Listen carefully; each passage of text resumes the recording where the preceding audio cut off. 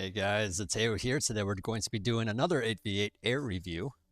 Now we're going to be looking at Yuuma playing as our orange player on All That Glitters. Let's take a look. All right, we got a mex. First mex down, going up. Second mex going up.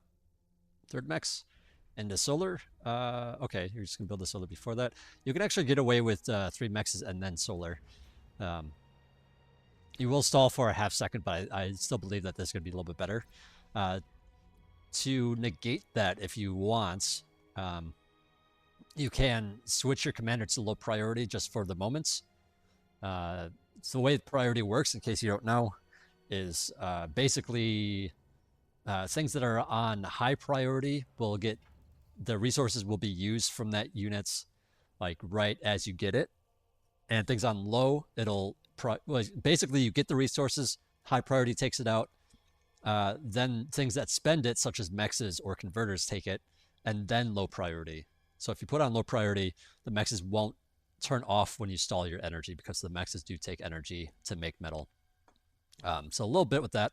Other thing you can do instead is like as your metal drained, or as your energy drains building that third mex, once it gets basically like here, you just tell your commander to build a solar for a half second, continue building the metal extractor, and then go back to finishing the solar. And that way you don't stall for that half second. And that's the approach that a lot of players use, is that, like, you know, build a solar for like half a second in the meantime, and then go back to it, so that you're like starting production on something in that half second. But yeah, you can get away with that. Just a little bit of optimization there is all. Not really that big a deal. All right. I would say try to build this cluster of wind turbines near your commander, so that your commander's not walking back and forth. Because that little bit of walking time is time that 300 build power. I'm holding I to show this information, by the way. 300 build, that's build power. And that's a lot for early game. So, you know, not using it for something is kind of a very big deal. All right, so I'm seeing here that you're opening with bots, ground bots, instead of air. And, you know, there's probably plenty of people out there that are like, what the heck are you doing? You need to play air, blah, blah, blah. You know, it's like, actually, this is actually a good way to play air. Build up your economy quickly, reclaim your lab, and build the air lab after that. Because, you know, early on, what are you even doing with that air? It's a very slow start kind of building. So,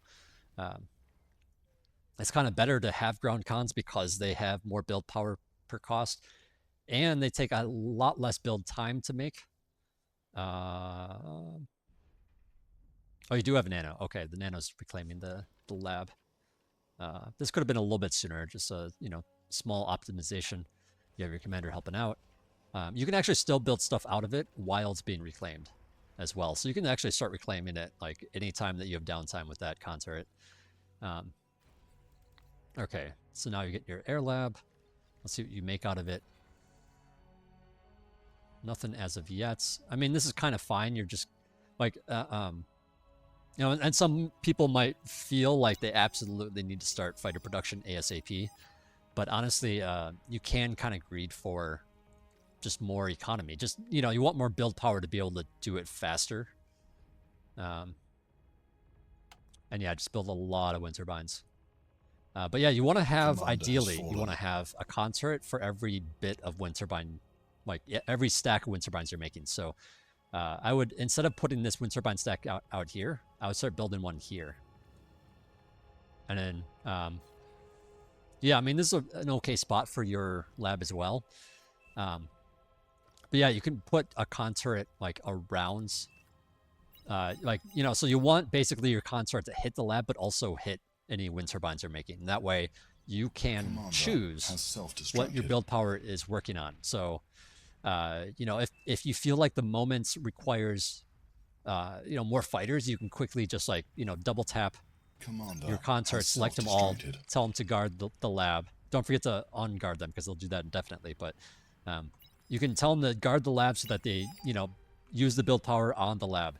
Or you can tell them to assist a con and assist stuff, you know, being built, and that way you can build your economy really quickly. and you can kind of focus it on either economy or on units, and that is the same for ground stuff as well. You can absolutely do that for any position that you're playing. All right, so you gave an air transport to your ally. He's upgraded stuff for you, gives you the con. Very nice. All good stuff. I'm not sure if you paid for it. You did not pay for it. So I see this a lot in these lower level lobbies where players do not pay for the con. And that should really just change, because every con that this player makes is coming out of their pocket now, and that slows down their own economy, and that's kind of a big deal. They're doing a reasonable job, considering like they're upgrading at max, flying the con over to somebody else, giving the con over to that person. So they're at least upgrading their own mexes. And yeah, actually, this is not bad, to prioritize your own mexes as the tech player over your allies, because that way you're able to actually build those cons a lot faster, just with the extra money that you're getting from the T2 upgrades. But yeah, try to support your con as much as possible when you're upgrading these mexes, because these mexes 400%, 4 times the metal income per node is a very, very big deal. It is a huge amount of extra money, and so you want to have that ASAP. So you can actually do things, in case you don't know. It's like with the transport, even you can do this with the light transport. You can pick up these con turrets and fly them around. And so you can fly them around to, things like this metal node, or, this one here, or this one in the back. Just like fly it to where it needs to be. Same with the T2 con. Save yourself some walking time and just fly it there. Commander should be assisting something, by the way. 300 build power is a lot to not be doing stuff with. But yeah, move your con turrets around, like just assist your guy. And if you do it well enough, you should be out of metal as you're doing it. And you can do things like turn off your air lab, or even reclaim it.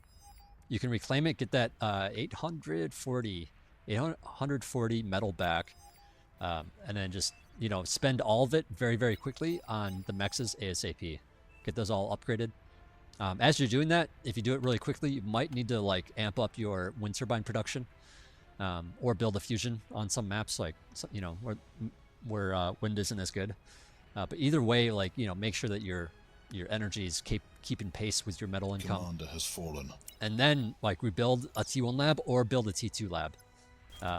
And of course that might mean like, okay, you get interrupted, like maybe there's some big thing coming on.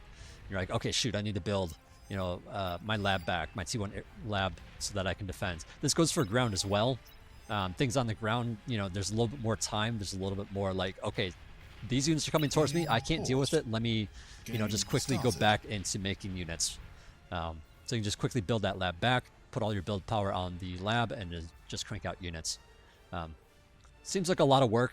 It kind of is, but, that's kind of like the name of the game. It's like the more effort that you put into it, the faster you can do things like that. The more build power being kind of like efforts in a way as well.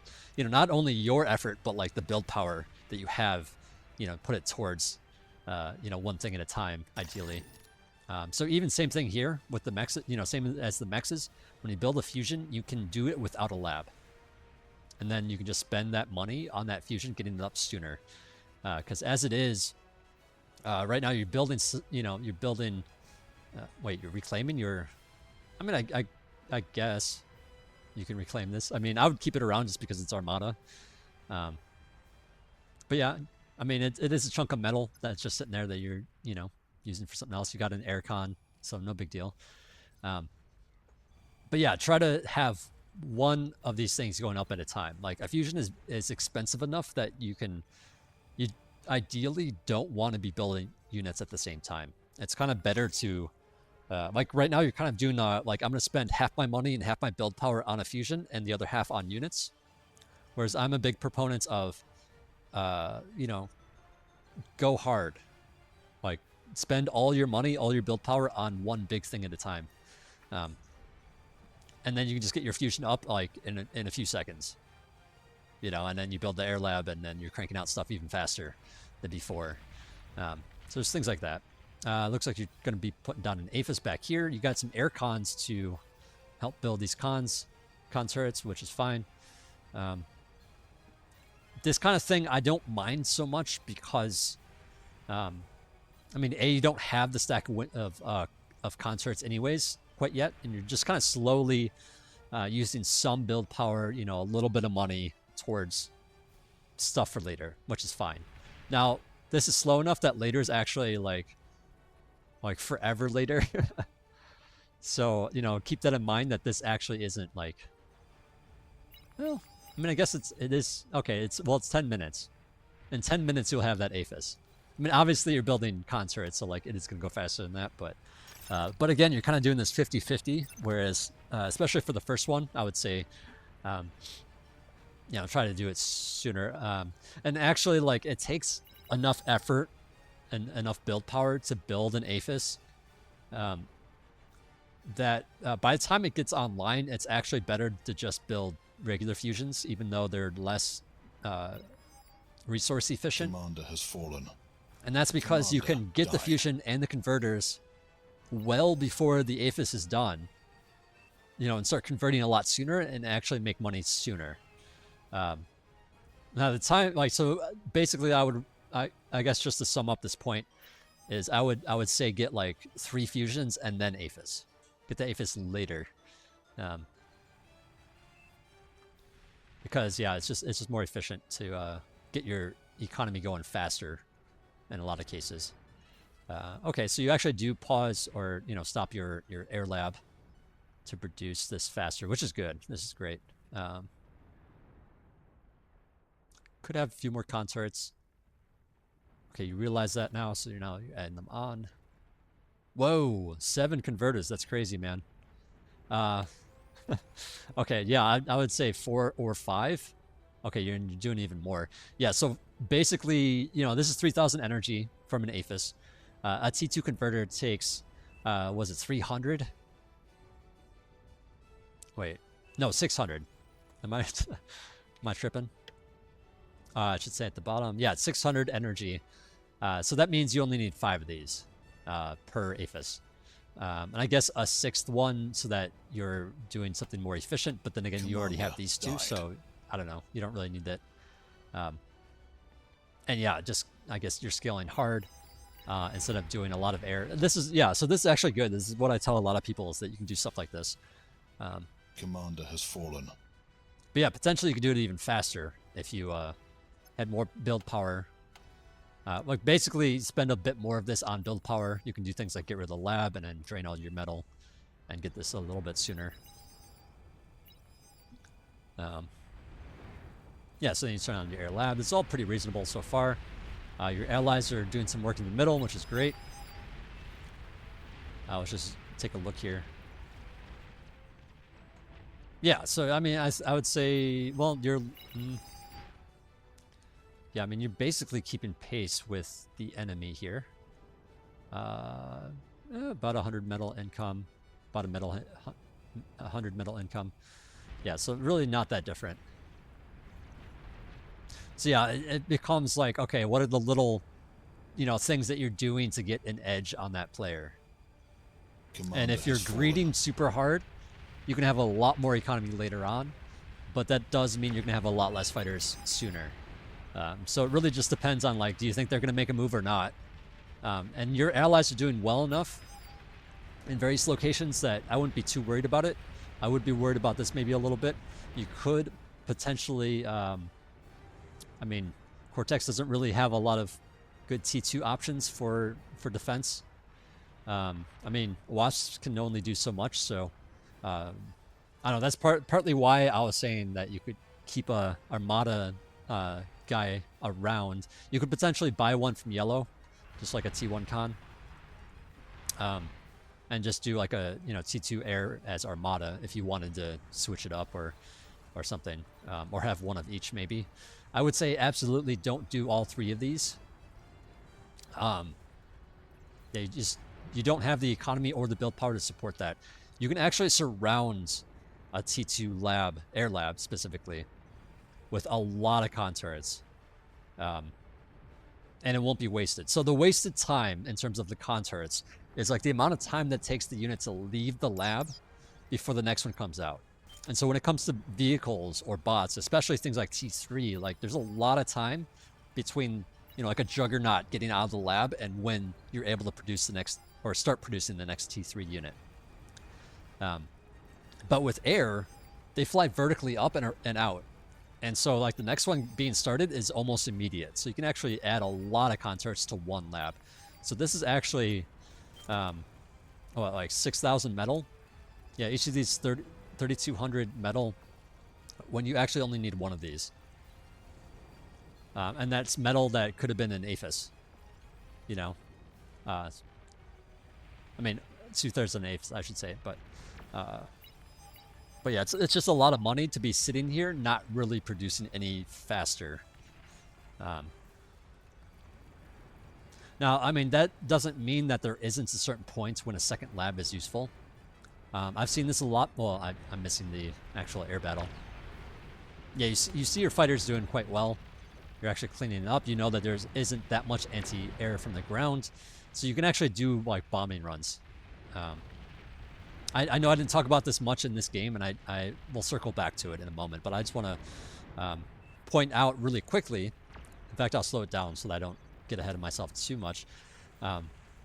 I've seen a lot of players start doing this. Well, they'll have a T2 air lab and a T1 air lab, and this is basically just giving the con turrets something to do in the meantime when that like half a second where this unit's like coming off the shelf, basically. And also just T1 fighters can be nice to just absorb some shots. I'll say this in a different video, but like there is no smart targeting. So what I mean is things can be overkilled. Like, for example, 10 fighters, you know, that are all together will shoot at the same enemy fighter and waste, like, you know, 8 of those shots. You know, so there is no, like, smart, like, oh, I'm going to, you know, target something different. And so having some T1 fighters just absorb some of that is really nice. Nice and useful. Just FYI. Okay, so talking about just like what you've seen and what I think I've talked about the economy overall, just like a little bit too much even. So let me talk about some of the responsibilities of air. You might know some of these already, but just to like go through them a little bit. T2 unit detected. Ignore that. So basically, you either want to pay attention to the minimap a heck of a lot, or you want to like. In fact, you'll see really good players do this all the time, where they're like, okay, I'm going to do something really quick. Now I'm going to zoom out and look at everything. Now I'm going to zoom in. I'm going to do this. Okay. Now I'm going to zoom out. And there's like constantly any moments that they have, they're looking at this, not looking at this. Because that way you get a sense of what's going on. And really, Bar is quite often like a game of intelligence. Like, what is being seen? What do you know, what does my opponents have, and how do I respond to it? And that goes for any position. But especially as any backline player, like, now a lot of frontline players will be more or less paying attention to their set of the frontline, plus maybe their neighbors, and figure out like, okay, what can I do to help win the game? But as the back players, you have more time. You're not like immediately in threat. You're not like constantly microing everything that you have. So you have more time to zoom out and just take a look at what's on the board. So playing air has a lot to do with just awareness and gathering intelligence and making sure that your team has the intelligence for you. I didn't mention this early on in this video, but I did in the last, where it's very important early in the game to make sure that your allies have forward radar so that you can see bombers coming ahead of time. Or fighter, you know, and you can maybe get a sense of what fighters that they have as well. And you can start looking at holes. Where are the holes of the enemy?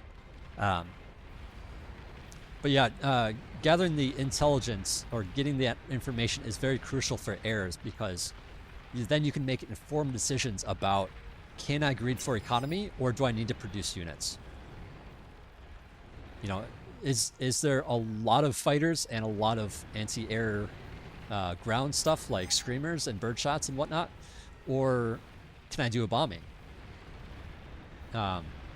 And when you realize that there isn't that much anti-air, like the enemy air player doesn't have that much, I have plenty, and you realize there isn't that much anti-air from the ground, or if you know exactly, like, okay, maybe there's a pool of it here, but this is fairly open, and this is fairly open because of the damage that my allies did earlier, well, now you know that this is completely free to go bombing.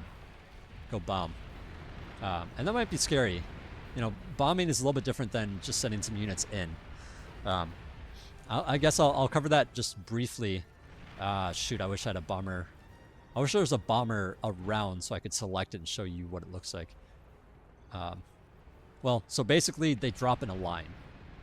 So one bomber, you know, you tell it to attack position,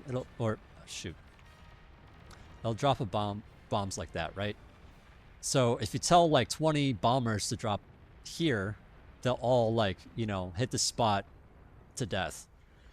So for bombers specifically, it's very important that you use A plus drag, left click drag, I believe, to like basically make those little dots across, and you can, like, you know,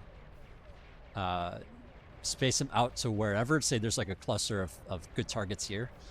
Just have it spaced out so that they all drop in that region and blow up whatever it is. Or maybe it's an aphis that has a lot of hit points and you want to just blow that one aphis up, which is fine too. But yeah, it can be a little scary to do that because the micro can be weird, because if you screw it up and they're not targeting properly, they'll just fly overhead. They won't bomb a damn thing. And then all of a sudden your bombers are shot down and it's like, whoops, I just, you know, I threw away all these bombers for nothing. So it can be a little bit tricky. In terms of targets, you know, at this stage of the game, look for aphis, but also like maybe even just sending one bomber here, one bomber here, one bomber here, and then just like, actually, this is a really nice stack to go for. I mean, in this, for this player, I would just, you know, send my bombs here, all of them, blow that up.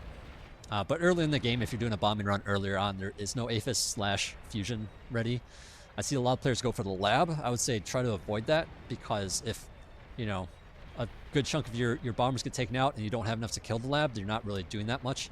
Plus, a lot of times labs will leave wrecks, which means they can just reclaim them and get a bunch of that money back, or they can just resurrect it and get all of it back. So what you actually want to go for, more or less, is the energy / build power. So go for things like this. You know, maybe there's some build power here. You know, so destroy all that. You can actually, like, you know, select a few bombers at a time, space them out or whatever. Or maybe, you know, you don't have the APM for that. So maybe instead you just, like, circle it around like that. And then all of a sudden you got a bomb, you know, dropping all these different places. I guess now we know the nanos are actually up here. But yeah, space it out. Blow up a bunch of stuff. After they drop the bombs on one player, move on to another player. You know, blow up some more shit elsewhere.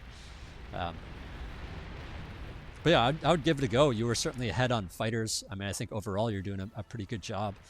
You know, other than the things that I've mentioned in terms of the economy, which are really, you know, they're not the end of the world. They're just optimizations to do better. Yeah, if I were you, I would definitely say start going for the bombing run. Start, like, thinking about, like, situations where that's a possibility. Look at that intel, zoom out a lot, and just see what is possible.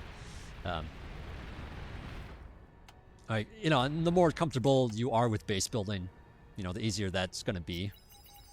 And if you're not comfortable with base building quite yet, you can hold off on it until you get into this situation where you know that you're ahead for sure. And your base is in a good position. You have plenty of fighters, so now you're going to go lots of bombers. 36 bombers. I mean, I suppose it is 33 minutes into the game, so that's kind of fine. It does seem like it does feel like a lot, because usually you go with something around 20. So with you going up to like 40, it seems like a lot, but it is kind of later in the game. Yeah, lots of build power here. I mean, I guess you're just gearing up for when this finishes. I suppose it's fine.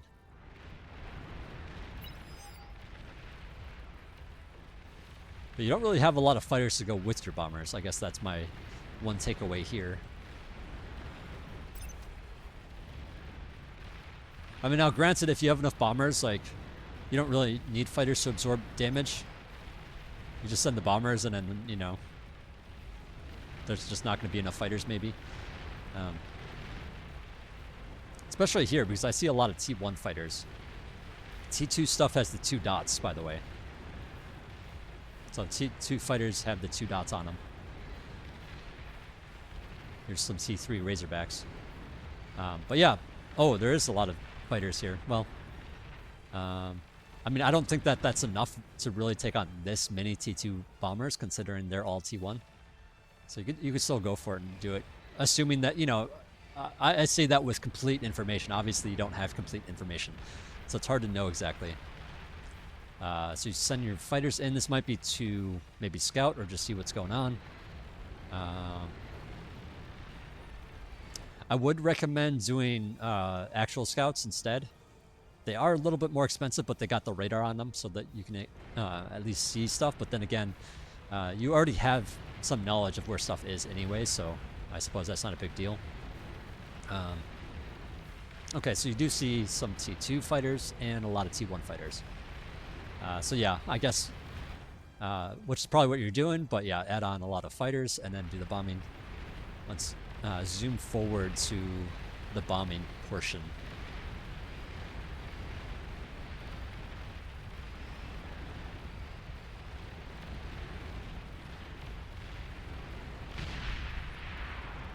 They might resign before you bomb. Okay, fighters. Okay, your fighters were way early. Bombers, you know, they're just slow. They take a while to like lift up and then go. So just keep that in mind because you kind of want them all together. Yeah, like this a little bit more. I mean, ideally you want to get there at the same time. Okay, you take out all the con turrets. Commander has fallen. There goes that chain as well. Yeah, okay, game's over. And you helped with that. Nice. Yeah, this is way too many. I guess just, okay, let's do some math here. Just really quick at the end here. So you have 10 APHIS, it looks like. Yeah. I'm just making sure I wasn't selecting any allied ones by mistake. So you have 10, including the one that's being built. So 10 times 5 is, really, it's 50? I guess it is 50. I guess it is a lot of converters. I don't know, I'm just not used to, I guess, APHIS farming this hard. Yeah, I mean, I guess quite a few of them are on. I mean, so the other thing to consider is, as the air player... Commander has self-destructed. Well, I'll just leave it going. As the air player, you are using up a lot of energy. Battle ended. Show some graphs here. Okay, let's just pause. Okay, so you're using up a lot of energy for the air units, so some of these are still not going to be used up. Because if we think about the 5 to 1 ratio, I mean, that is exactly all of what it's producing, the 3,000. So even if you're doing, let's see, are you doing 4? Let's see, 3, wait, 5 times, no, it's not, sorry, 4 times 10, so 40. And a little bit lower than that. Okay, so I guess that is where you need to be in terms of that. Yeah, it's okay. Your converters are okay. Sorry, I'm so used to players screwing that up that I was ready to jump on you about it, but yeah, no, you didn't really have too many converters, so you're all good. But yeah, just look at the graphs really quickly here.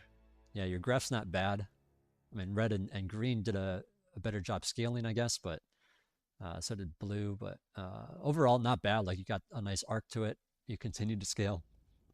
So I think it's just a matter of practicing, doing things like bombing runs. Like, so the air player, like, you know, it's like a lot of people in lower OS just see it as a kind of purely defensive role. Like, you're defending against bombers, you're defending against ground with shurikens, you know, things like that. But really, it's a position where you have the power, potential power, depending on what happens, uh, to make a big play and end the game. And entire games can be won and lost by that choice alone. Either you did it wrong and you lost for it, or you did it right and you won for it, or maybe you broke even and the game continues, or whatever, which is what usually happens. But or maybe you do some bombing and it does some damage, but it's not like game-ending damage. Um, but yeah, I would highly suggest, just zooming out more, paying attention to what's going on, and just trying to figure out, like, is there a potential for me to do some kind of bombing play? I think that would. Whoop, I guess we're gonna go to this screen because the game closed out on me. Um, so yeah, I would look at that and just go for it. Just go for a bombing run. You might be wrong sometimes. You might royally screw yourself sometimes, but it's hard to learn if you don't do it. So just go for it. Anyways, I'm Zeteo. I'm signing out. Thanks for watching. And if you guys have any questions, there's the comments. And if you are Yuuma, then you can send it in the thread as well. And I will certainly get back to you. Thanks for watching.